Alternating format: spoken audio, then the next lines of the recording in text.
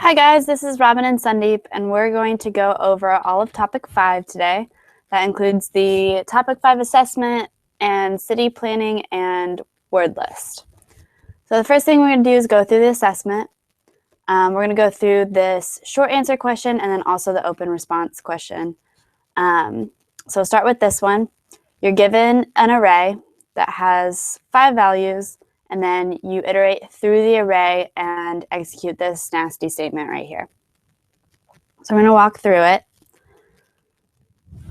You start out with an array 3, 0, 2, 1, 4, and then x starts at 0, and then just so we can see it, evil.length is always going to be 5. I'll just write that down so you can see it. So we start out 3, 0, 2, 1, 4. We're going to start looking at the statement from this part right here. Evil x, so evil 0 is going to be 3 right here. And then evil index 3 is going to be 0, 1, 2, 3 right here. So it's going to be 1. So we're going to set evil 0 to 1. So it's going to be 1, and then the rest is going to stay the same. Then we iterate through it again, and x is going to be 1. And so we do evil 1, 0, 1. Evil 1 is 0, and then evil 0 is 1. So we're going to set evil 1 to 1. So this will stay the same, this will change to 1, and then the rest will stay the same. And then the rest of the array does not change from here, but we're going to go through it anyway. X equals 2. Evil 2 is right here, it's 2. And then evil of 2 is 2. And so you set evil 2 to 2, so it's not going to change. And when x is 3, 0, 1, 2, 3, it's 1. So we look at 0, 1, which is also 1. So it's going to replace evil 3 with 1, but it's already there, so that's not going to change anyway. And when x is 4, the same thing is going to happen. x4 is 4, so it's just going to stay the same again. So you'll end up with an array containing 1, 1, 2, 1, 4. So that's the end of that. Now we're going to go through the open response question, which is about a blood bank, and you're given a a two-dimensional array, a bunch of data. Each row is a state, and within that row, each column is a different donor. So our first method is going to be find top donor. So we already have the data is given to us. We already have that in donations if you look at the constructor. So we have find top donor, and you should iterate through all of the individual donation centers across all the states. So we're going to go through every single element in this double array, or in this two-dimensional array, and then return the integer corresponding to the location that has the largest blood donation value. So that means we need to find first the value that's the highest, and then we also need to find where in the array that value is, and we're going to return that information. We're not going to return the actual value. So let's go to Eclipse. Okay, I already had the skeleton code right here. So in find top donor, we want a placeholder for the highest, which is actually going to be a double. And we'll just set that to 0. And then we also want a placeholder for where we find the highest, the index of highest. Then we're going to go through a for loop. And to get every element in a two-dimensional array, we're going to have 2 for loops. One's nested inside the other.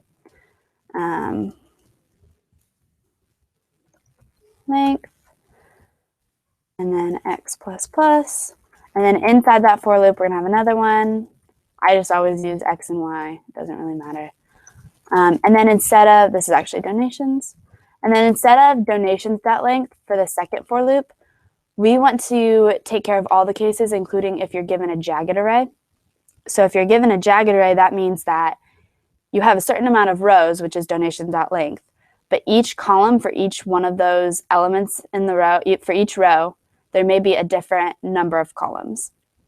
So we're going to do donations x dot length. That way we find the actual length of that row. And then y plus plus. Oops. Okay, and then, okay.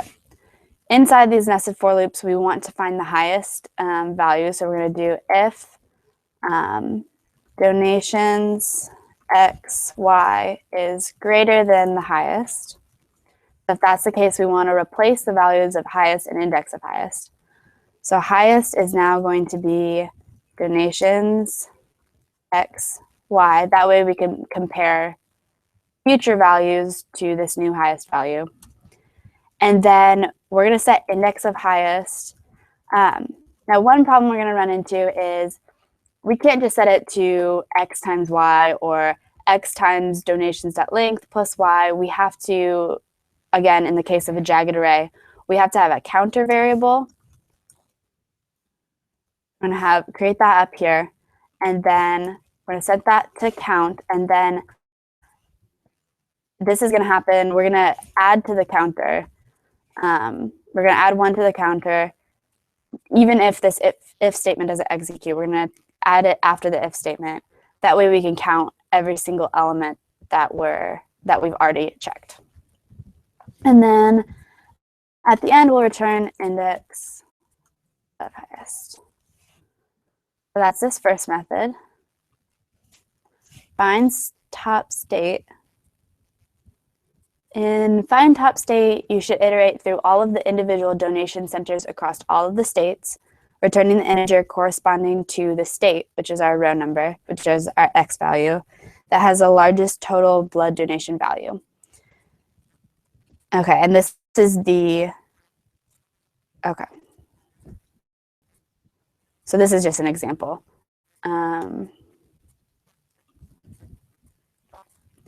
So again, we're going to have a high total, which is actually going to be a double.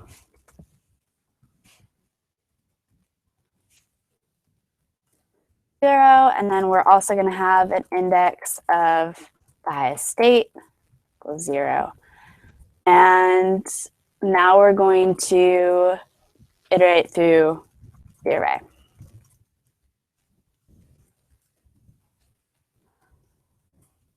Oops. Okay, so this for loop goes through each state, which is each row.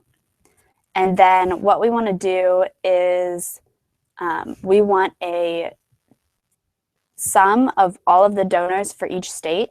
So we're going to have a double value here. That's going to be the sum of each state. Set that to 0. Now we're going to go through each donation center. 0, y is less than, again, donations x, dot length, y plus plus. I missed an S.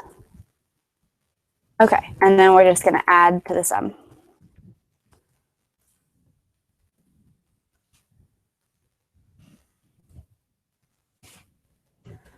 Outside of that for loop, now we have the sum for all of the donors in that row or in that state. We want to check to see if sum is greater than high total. And then if it is, we want the high total. We want to change that to the new high. It's going to be sum. And then we also want to change index of state. This time we know we don't have to use a counter because we just have to report x.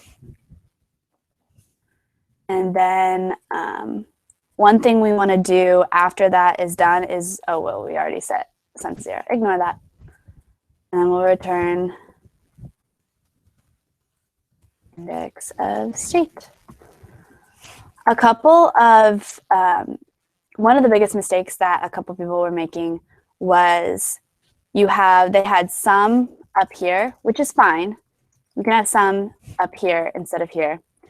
But they didn't reset sum to 0 after you calculated the value for one state.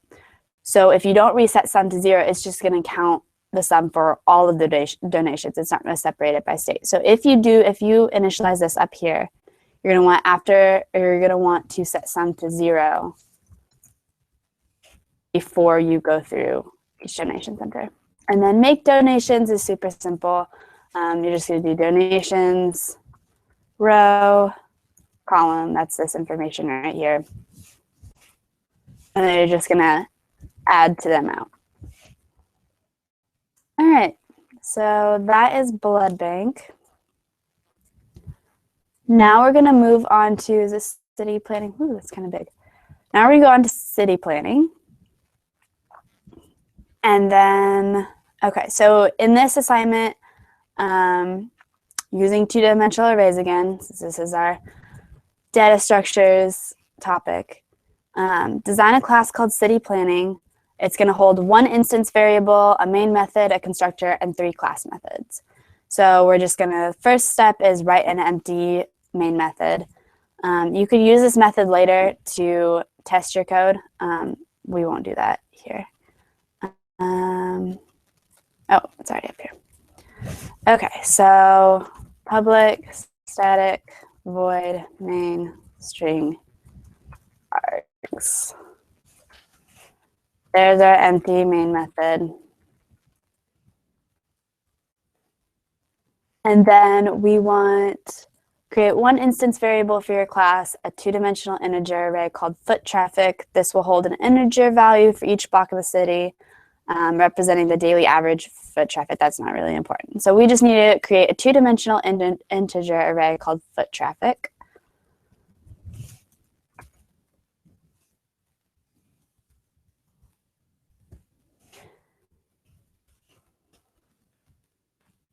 Write a constructor for a city planning that takes 2 integer arguments, width and length, and then create a two-dimensional array of size, width by length assigned to foot traffic.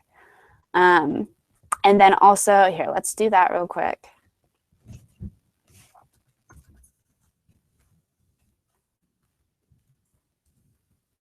This is what we're given. And then we want to initialize foot traffic equals new int width, length.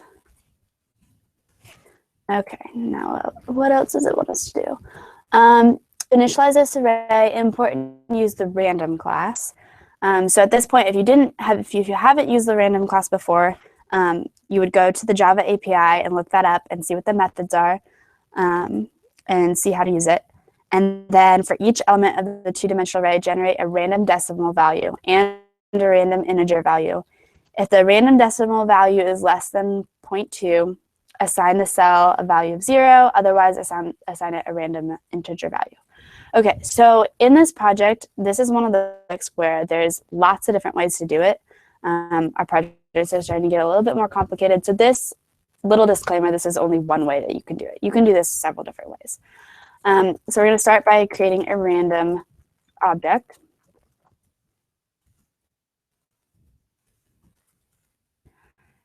And then we're going to iterate through every element of foot traffic.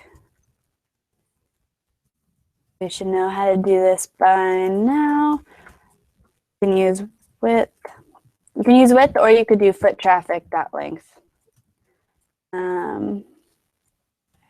Plus, again, int y equals 0, y is less than length, y plus plus.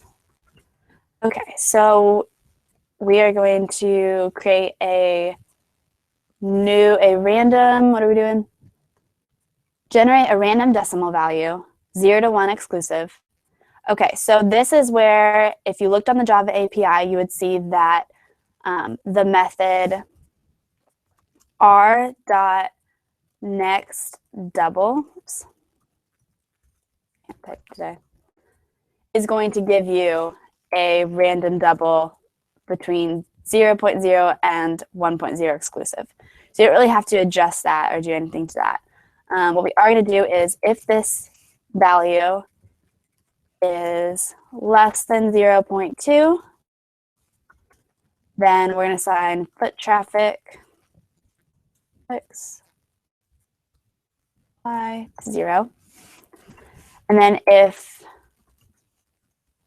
it's not less than 2, we want to assign foot traffic a random integer value. So again, you look on the Java API and see that random, the method for this is r.nextInt. And then you also have the option to have an upper bound of that random integer, and that's going to be 100. And this parameter just means that the next random integer is going to be a number 0 to 100 exclusive, which is exactly what we want. All right.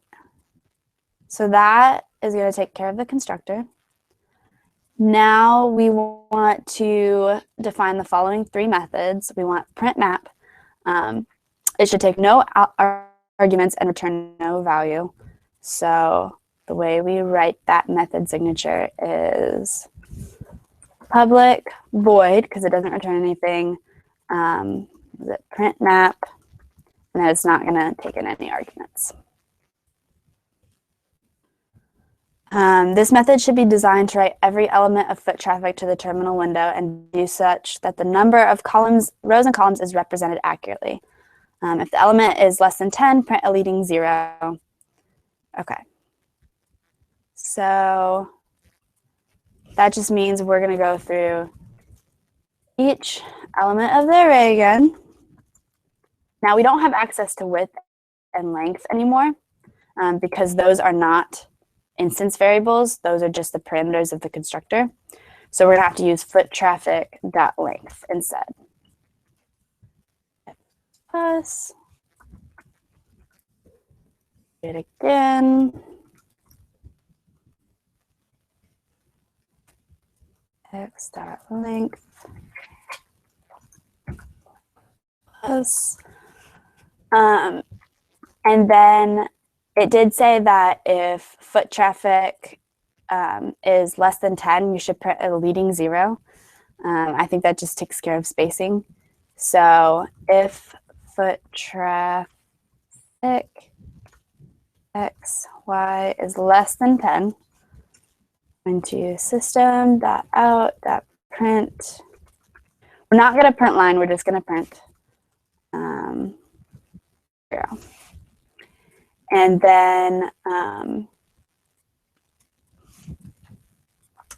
after that, regardless of whether it was less than 10 or not, we're going to print out.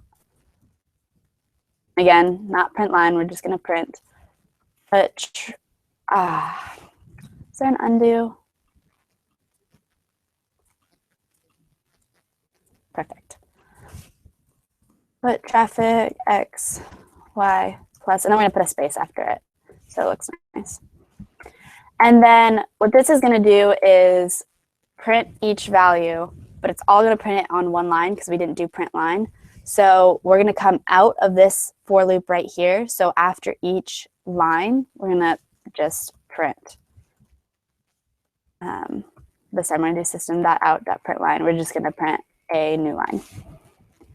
And then that is it for print map because we don't have to return anything.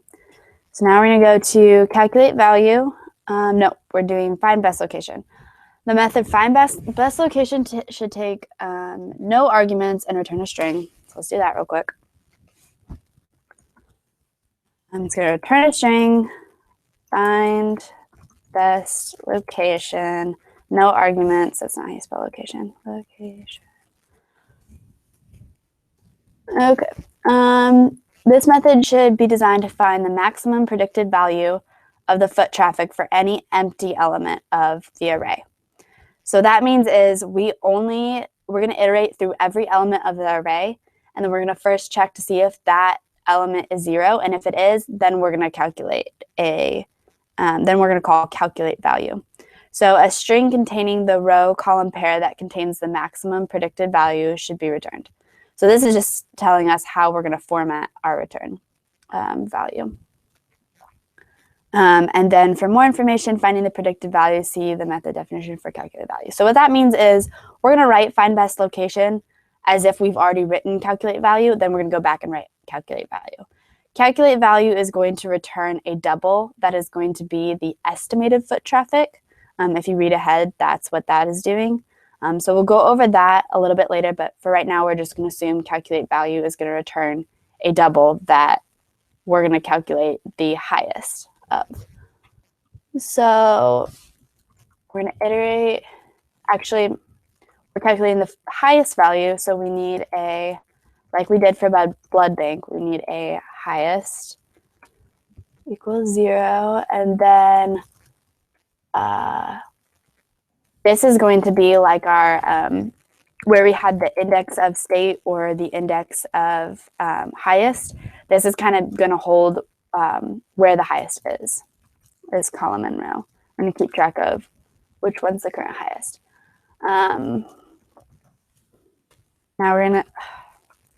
Now we're gonna iterate through the array. I feel like I've typed 1,000 for loops so far in this video. Okay, again,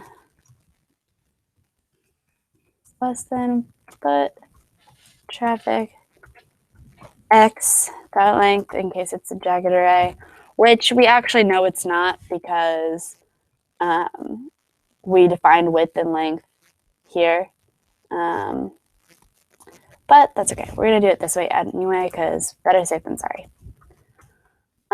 So now we're going to check to see if foot traffic is 0. If it's 0, we're not going to do anything. So if it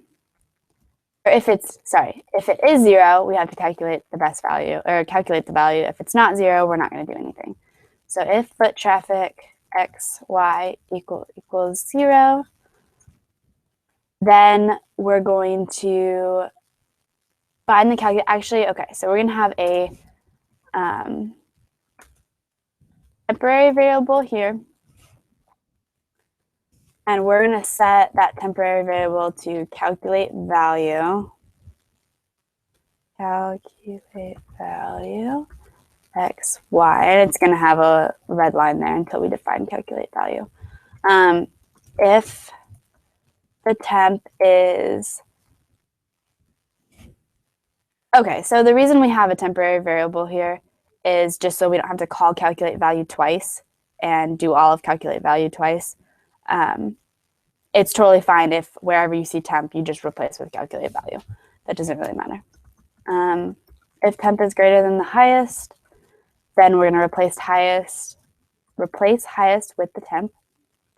And then we're going to have row equals x and column equals y, so we can keep track of where the highest is. And then if foot traffic doesn't equal 0, we're not going to do anything, so we're just going to exit out of this for loop and return. We're going to return a string. It said it was very specific on how it wanted the string to look. You want a parenthesis, the row, comma, column, and then another parenthesis.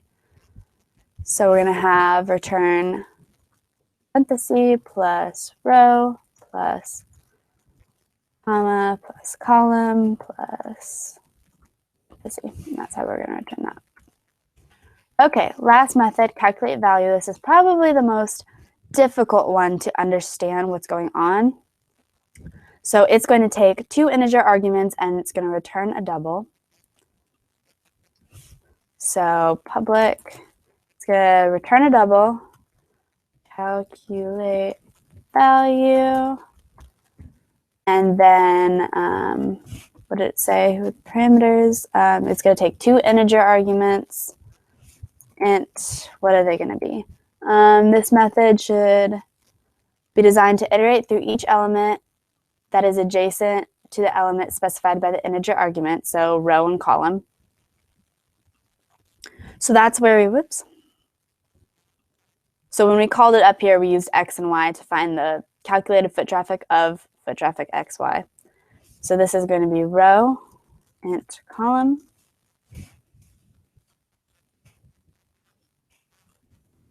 And then the predicted average value is found by summing each adjacent value to the specified element and dividing by the number of cells that were examined. So it gives you examples. I'm just going to explain this real quick instead of looking at that. What you're going to do is you have a graph of foot traffic is a graph because it's a 2-dimensional array. And for each cell, you're going to look at all of its neighbors. And this was probably the most difficult thing for some of the students to wrap their head around. So I'm going to show you how you find each neighbor, keeping in mind that on the border of the graph, some cells aren't going to have 8 neighbors. They're going to have the one at the very, very first element is going to have 3 neighbors, for example. So how we do this is we're going to start by having a sum to keep track of all of the values of the neighbors. And this can be an integer because remember when we first assigned each cell, we assigned it a random integer. So calculate value is going to return a double, but it's going to, each value that's already made for us is an integer. Int, okay, so we're going to have, I need to do that. Okay, so we're going to have a counter. And this counter is going to keep track of how many neighbors we've visited. So if the cell only has 3 neighbors, at the end, we're going to divide sum by count. We're going to divide sum by 3. And then to visit each of the neighbors, we're going to have quite a few if statements. We'll just start by if you look at a graph and you want to find the left neighbor of a cell, it's going to be if the cell, for example, if the cell is row, that's the cell, then you're going to look at row minus 1 column. So that's what we're going to do. We're just going to visit each of the neighbors and then see if they exist. So if it does exist, then row minus 1 is going to be greater than or equal to 0. And then if that happens, we're going to add that.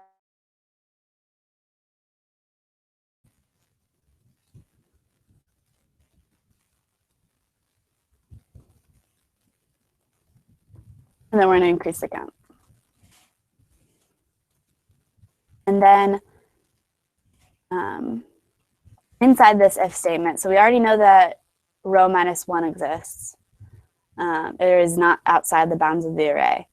Now we're going to check if column minus 1 is greater than or equal to 0. If it is, we're going to do the same thing. We're going to add to the sum and then increase the counter. Row minus 1, column minus 1, count plus plus. And then one more to check for row minus 1 is going to be column plus 1. If column plus 1 is less than the length of the array, which is going to be foot traffic. And actually, so I don't have to type this out anymore. This is why I had these variables up here before. We're going to do width equals foot traffic dot length, and then length equals foot traffic. We're just going to do 0. You could do any of the numbers, but we know that 0 exists. So we'll just use 0. It's going to be foot traffic. So that's how we find the width and length. So we're just going to do column is less than length.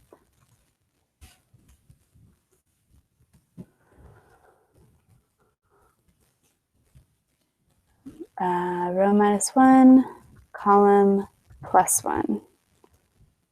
Okay, so this is the general idea. We're going to do this for the rest of the neighbors, and I'll just go through this for the heck of it. Oh, thank you. I also have to increase the count every time. If row plus 1 is less than the width, when Eclipse does that. Okay. Then if, actually we'll do foot traffic, row plus 1, column. Another nested if statement, if we're going to do the same ones from before.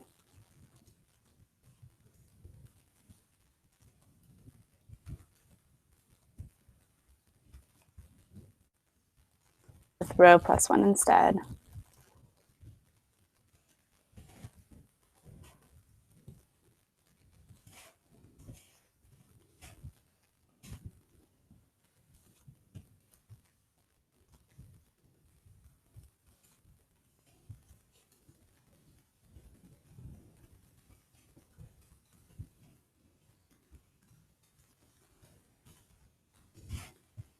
Okay, and last, we know that row exists.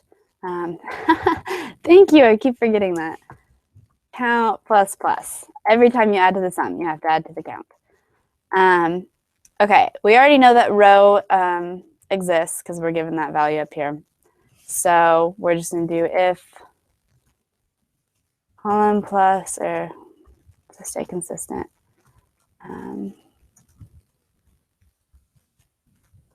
sum plus equals foot traffic row column minus 1. Increase the counter. Last one.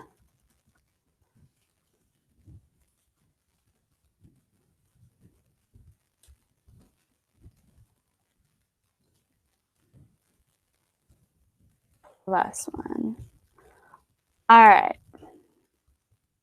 Now we've found all the neighbors. If they exist, we've added them to the sum and we've increased the count. So at the very end, we're going to return sum divided by count. Now, the only problem with this is count is an integer and sum should be, nope, sum is an integer. Okay, so sum and count are both integers. So this is going to return an integer. We want it to return a double. So we need to make one of these a double. So one thing you do is just cast. Oh, do you need to have both? Okay. Maybe this is a little excessive, but we're going to have 2 parentheses because I'm not sure if you need them or not. But we're going to cast sum as a double, and then we're going to divide it, and it'll give us a double. And I think that's it. Let me see. Let's make sure there's nothing else. Awesome. Okay, so you can use the main method. You don't have to write a main method. Every time it says write an empty main method, the reason it has you do that is so that you can test your code on your own. When I was writing this one, I made sure that I tested it, made sure that it worked. So you have that option. It doesn't really matter if you have anything in your main method. And now we're going to turn it over to Sandeep, and he's going to do word list, which we're going to have to make a new, let me make a new project real quick. Oops.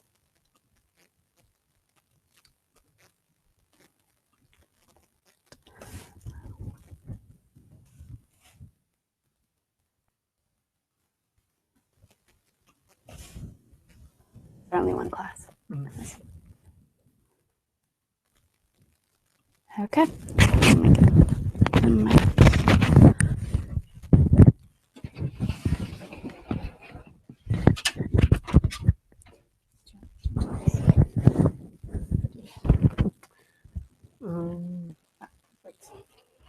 Okay. All right, guys. Hi. How you doing?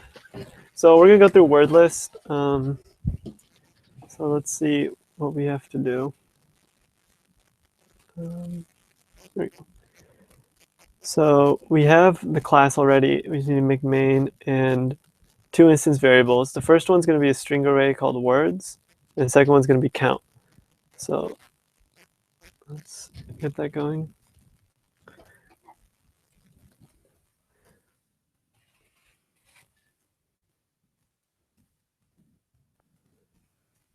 Oops, expanding void.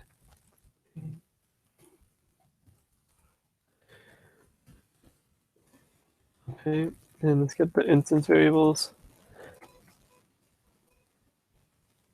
So we're going to have the string array words. It's going to be just a global array that each object will be able to get, and same with the integer count. So let's see. We need a constructor, and it'll make the words size 2 and count to set to 0. So that's pretty straightforward. We'll just get that going.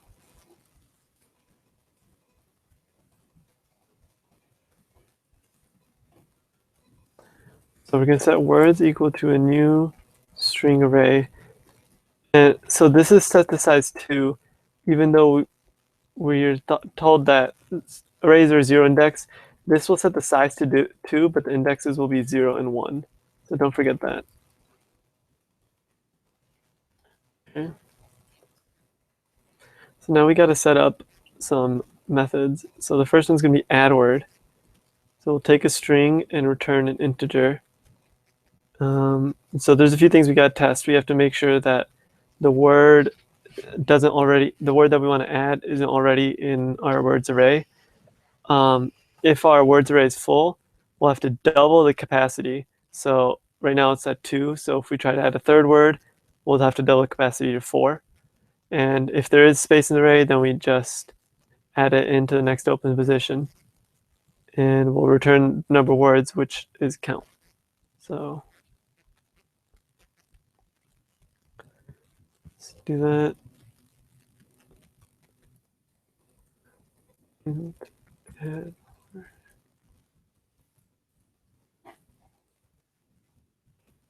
So first thing we want to check is if our count is equal to the words.length, because if that is true, then that means we are full, our array is full. So in order to kind of double it, we'll have to hold the elements of our words array on the side for a bit. So we'll make a temporary string array, set that equal to words. And then we'll make words into a new string array of double that.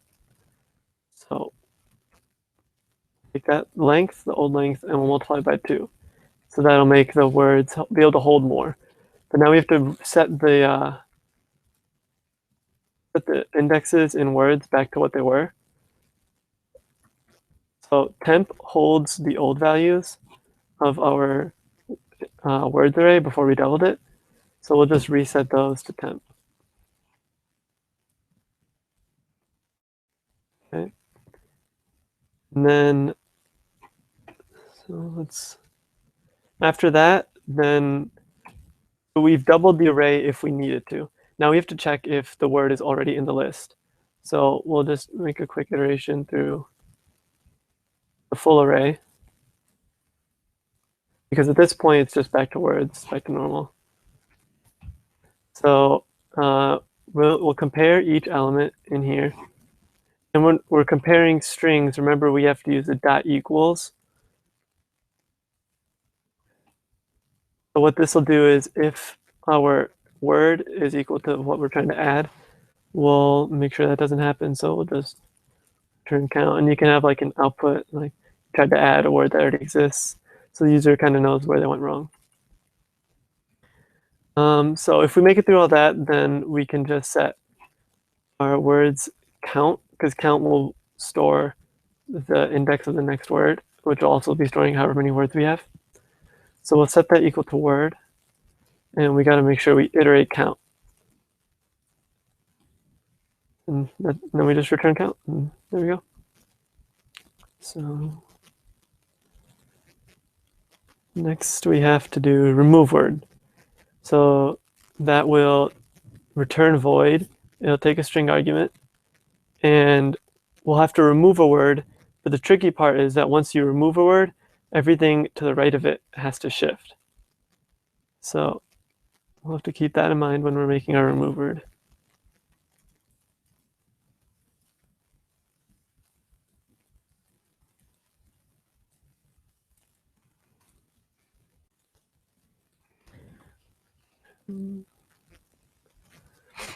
So what we'll have to have the index of wherever we found our word.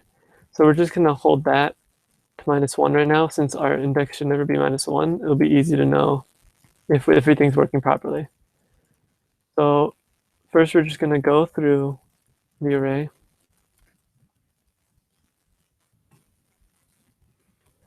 And we'll be testing if once we find the word that we want to remove. So we'll just have to use the dot equals again. And then if we find that, we want to set find equal to the index that we're at. And then we'll just break out of this loop because we've already found it. We don't need to waste our time. Keep on going. So once we get out of that, we should have found the index to where we want to remove. So if a find is still -1, that means we didn't find it. And we should just get out of here, and you can return and kind of get out those equals. Otherwise, find will not be -1, which is what we want.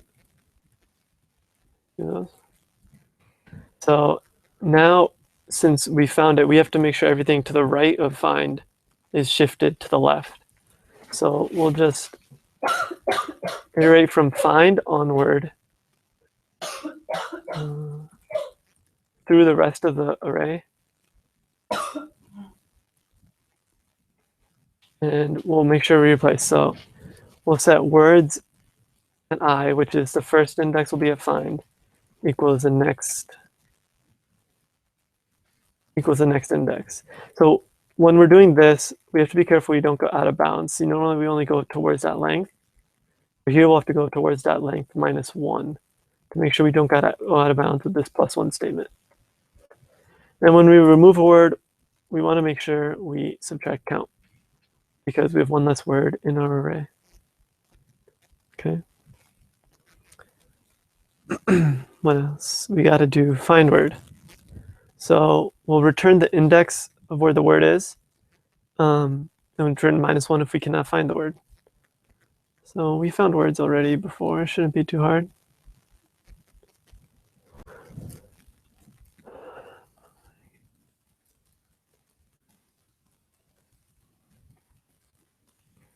Again, we'll use find variable, just kind of so we know where the index is.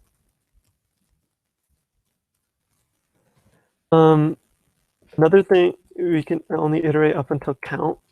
That way we don't try and look for a word past count. So say our size is 4, but we only have 3 words. We don't need to waste an extra iteration going to 4 if there's only 3 words. So you got to compare. If they are equal, that means we found it, which find should be set to I, and we should break out. And then at the end, we can just return find. And that will be able to return the index of whatever we need.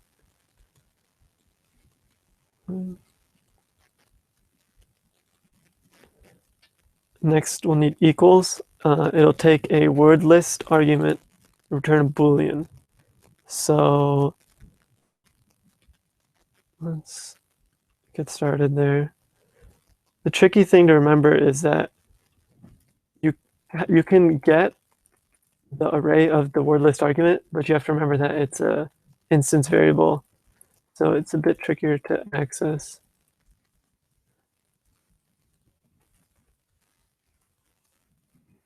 So we'll set, just to make things easier on ourselves, we'll use word list w2 equals this. This is the keyword that we'll be calling equals. So when we call it, when we're calling equals, it'll be like list dot equals list2. So this will refer to list, and w1 will be the parameter, so it'll be list2. So that's kind of how it'll work. Okay. So first we got to check if their counts are equal. So we can access count for each one like that. And if they aren't equal, then we should return false because they're not true anyways. So if these are not equal, we'll return false. Otherwise, we'll just keep on going. Now we can iterate through each element in one of the lists and compare it to the other list. So it doesn't matter which one you do, we'll just go through w.count. They're both going to be the same at this point anyways.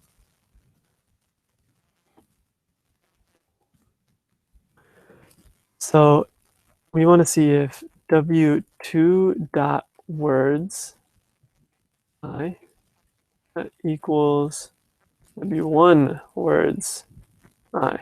And it's just comparing both elements in each array. And if they are not equal, with this little exclamation point, not the whole statement. If they're not equal, we want to return false. And if our word list survives through all that, it is good enough to be true. I think we only have one thing left. It's our toString just to output everything. So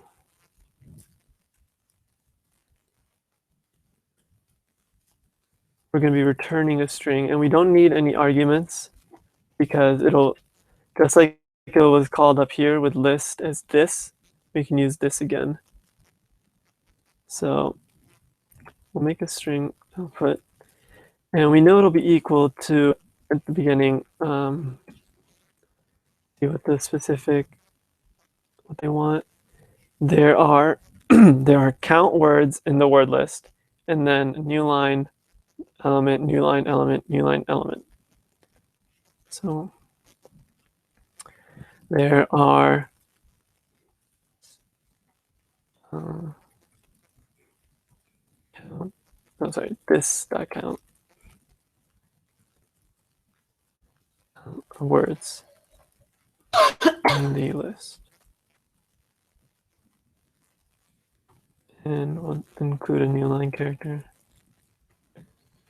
So now we can add to that array, or add to that string whenever each word. So we'll go from I to count. And then we can do output plus equals. We'll do this dot words I and a new line. Okay. And then at the end, oops, we'll just return our output.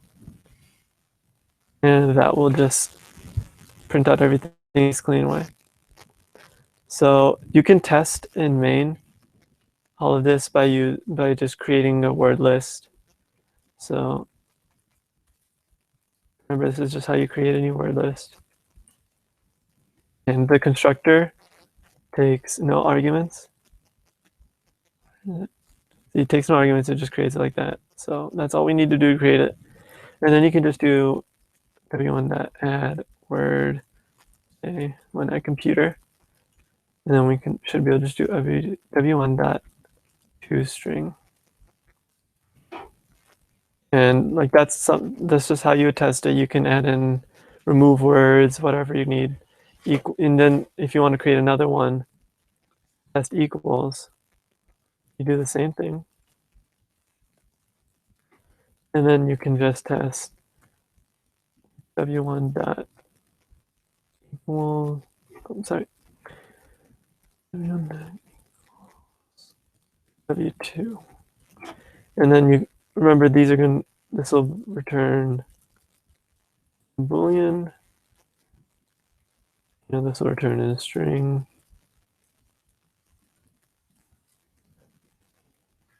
And this one will return the integer of the index. That's just how you can test it at home. That should be everything you need to finish up with wordless. All right, so that's all we have for you guys. See you next time.